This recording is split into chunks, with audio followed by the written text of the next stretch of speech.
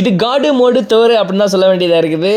Avatar அப்படின்ற அந்த ஒரு 3வது படம் வரப்போகுது இல்லையா இப்போ டிசம்பரில். ஸோ அதில் வந்து பார்த்தீங்கன்னா அவெஞ்சர்ஸ் டூம்ஸ்டேவோட ட்ரெய்லரை வந்து நம்ம பார்க்க போகிறதா சொல்லியிருக்கிறாங்க. ட்ரெய்லர் வந்து முன்ன பின்னா அப்படிலாம் கிடையாது, கண்ணா பின்னான்னு இருக்க போதான். முக்கியமாக வந்து நம்ம டாக்டர் டூமை ஹை லெவல், அதாவது யூனிவர்சல் மான்ஸ்டர் லெவலில் காட்ட போகிறாங்களாம். ஆக மொத்தம் ராபர்ட் டவுனி ஜூனியர் அயன்மேனா எப்படி வாழ்ந்தாரோ அதை விட மோசமாக டாக்டர் டூமாக வந்து நிறையா வஞ்ச புகழ்ச்சியணியாக செய்யப்படுவார் அப்படின்ற மாதிரிலாம் சொல்லிட்டு இருக்கிறாங்க. இது எந்த அளவுக்கு உண்மைன்னு தெரியல, பட் ஆனால் மாசாக காட்ட போகிறாங்க, அது மட்டும் தெரிஞ்சிச்சு. அண்ட் இன்னொன்று ஒரு சில விஷயங்கள் என்ன அப்படின்னா, நிறைய பேரை கொல்ல போகிறதாகவுமே வந்து அது ஆல்ரெடி ரூமராக வந்தது. பட் ட்ரெய்லர்லையுமே வந்து மேக்ஸிமம் அந்த மாதிரி இருக்கலான்ற மாதிரி சொல்லியிருக்காங்க. அண்ட் அது மட்டும் இல்லாமல் நம்ம தாரை வந்து காடு மோடு லெவலுக்கு வந்து கொண்டு போகலாம். அதாவது ரியூன் கிங் அப்படின்னு சொல்லுவாங்க, தாரோட அல்டிமேட் மோடு அது.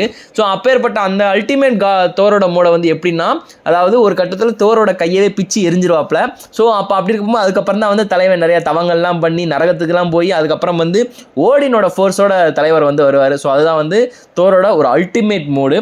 ஸோ அந்த அல்டிமேட் மோடுக்கு அப்புறம் தோருக்கு வேறு மோடே கிடையாது. அப்பேற்பட்ட மோடு வந்து சீக்ரெட் வார்ஸை கொண்டு வர போகிறதா வந்து சொல்கிறாங்க. பட் இந்த டூம் ஸ்டேல வந்து தாரை வந்து எப்படி இன்ஃபினிட்டி வார் ஸ்டார்டிங்கில் அடி வாங்கி அதுக்கப்புறம் வந்து கிளைமேக்ஸ் சீனில் வந்து வேர் இஸ் தானோஸ் அப்படின்னு கேட்குற மாதிரி அந்த மாதிரி கொண்டு வர போகிறாங்களாம்.